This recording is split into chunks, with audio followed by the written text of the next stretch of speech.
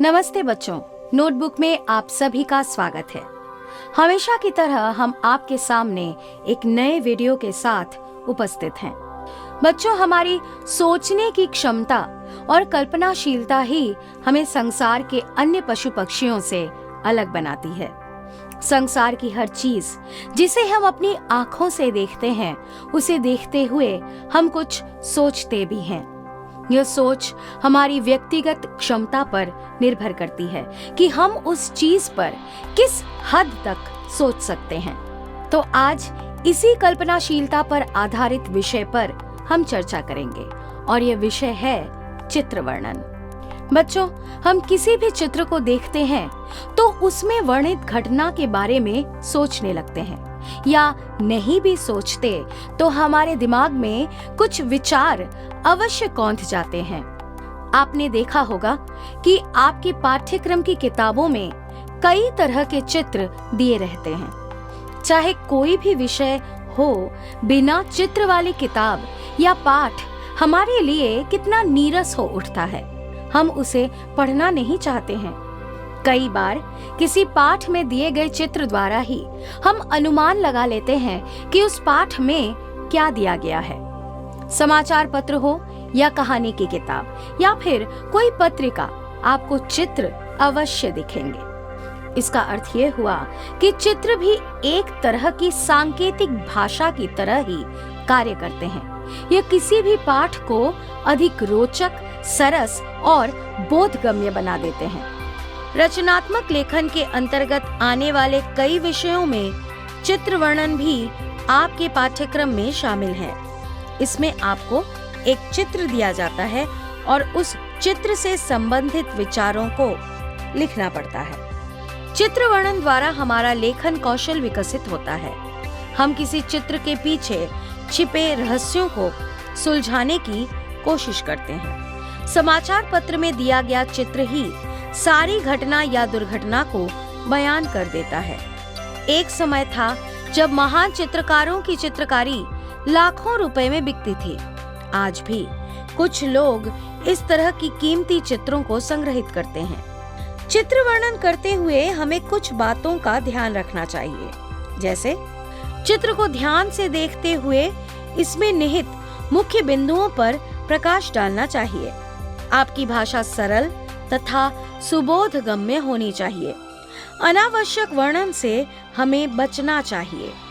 लिखे गए वाक्य में क्रमबद्धता तथा प्रवाह होनी चाहिए। चित्र वर्णन हमेशा वर्तमान काल में ही होना चाहिए। चित्रलेखन एक निश्चित शब्द सीमा लगभग 80 से 100 शब्दों में ही लिखना चाहिए। तो आइए हम इसका उदाहरण देखते हैं। चित्र वर्णन का पहला उदाहरण देखते हैं। कई बार अकेलापन हमारे लिए जरूरी हो जाता है। यह अकेलापन हमारे खुद के साथ मिलने जैसा है। खासकर जब हम सुबह के समय प्रकृति की गोद में बैठकर कुछ सोचते हैं, तब वह काफी सुखद क्षण हो उठता है। इस चित्र में भी एक आदमी सुबह सुबह सूर्योदय का दृश्य देख रहा है और उसका आनंद उठा रहा है। ऐसा प्रतीत होता है कि वह किसी पर्वतीय प्रदेश की यात्रा के लिए निकला है और सूर्योदय के इस मनमोहक दृश्य ने उसका ध्यान अपनी ओर आकर्षित कर लिया है, जिसके कारण वह उस दृश्य का आनंद उठाने के लिए वही भूमि पर बैठ गया है। वह सूर्योदय के प्रकाश और उसकी नव ऊर्जा से युक्त किरणों में इतना डूब गया है कि अन्यत्र संसार की चिंता से विमुख हो केवल वर्तमान के सुख और आनंद में जीना चाहता है। अब हम दूसरा उदाहरण देखते हैं।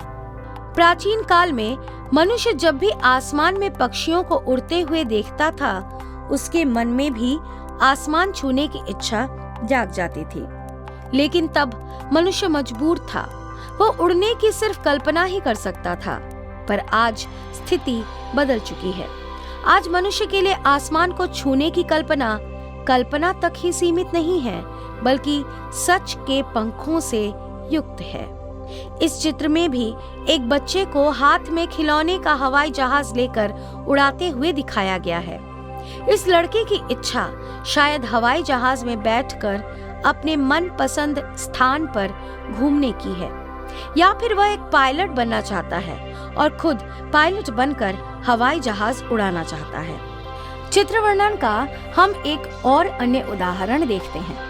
आप सबको पता है कि पेड़ पौधे किस प्रकार हमारे जीवन में महत्वपूर्ण हैं। पेड़ पौधे के बिना मनुष्य का जीवन संभव ही नहीं है। इस चित्र में भी दो बच्चों के नन्हे नन्हे हाथों द्वारा पौधों को लगाते हुए दिखाया गया है। ये बच्चे हमारे पर्यावरण को बचाने के लिए अपने घर के बाहर खाली स्थानों पर पौधे लगा रहे हैं।